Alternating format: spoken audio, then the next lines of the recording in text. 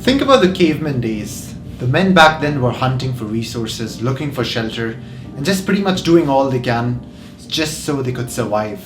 If a man was lucky, he found one woman and he could successfully be intimate with her and reproduce. Everything was scarce back then, including the number of women a man could be intimate with. But fast forward to 2023 and here you are with unlimited number of women doing anything that you want them to do, whenever you want them to do, all in the palm of your hand. Your brain was simply not designed to experience this level of novelty, this level of pleasure and stimulation. Even though times have changed, our bodies have not changed all that much. We were never designed to experience things that we can now experience. Like the average teenager can now see more naked women than any king that had existed before him. There is something that seems out of place about this. The truth is that 90% of the men around you are addicted to PMO. Something abnormal that has been so normalized that most people do not even question this habit. And after all, why should they? It gives you instant gratification.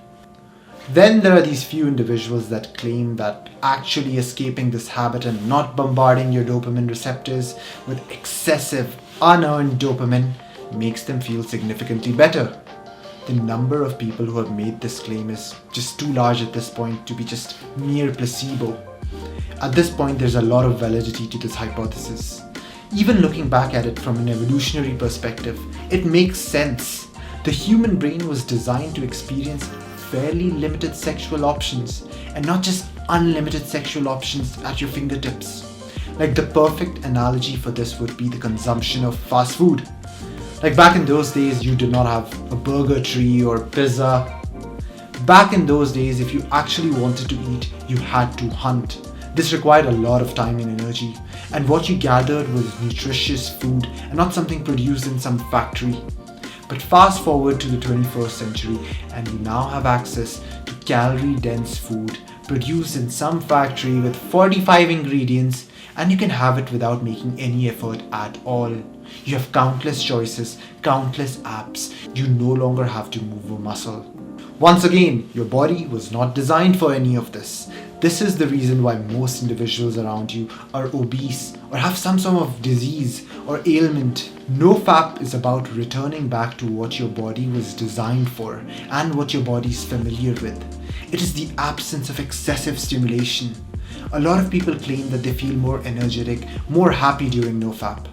That's because when a person is addicted to PMO, he is bombarding his brain with dopamine, and in turn they destroy their own dopamine receptors, meaning you literally lose your ability to be happy and over time become desensitized to things. Nothing feels interesting anymore and you just become sad and miserable. However, when you are on no FAP, especially when you're on a long streak, your brain is far more responsive to the little things around you. Things which earlier never gave you joy seem just a lot more meaningful now. It could be a very simple things such as going out for a walk, talking to your friends, petting a cat. It's almost as if your perception of the world changes. Another way to look at this is as follows. Your semen can give rise to another life form. You can literally generate another human. That is how potent it really is. Think about how taxing would it be for your body to produce such a thing. And now imagine just jerking off multiple times a week and losing this thing that takes your body a lot of resource and energy to produce. This is why you would hear a lot of people on NoFap claiming that they feel much more energetic and motivated because their bodies are now utilizing these resources for other aspects and not just reproducing lost semen.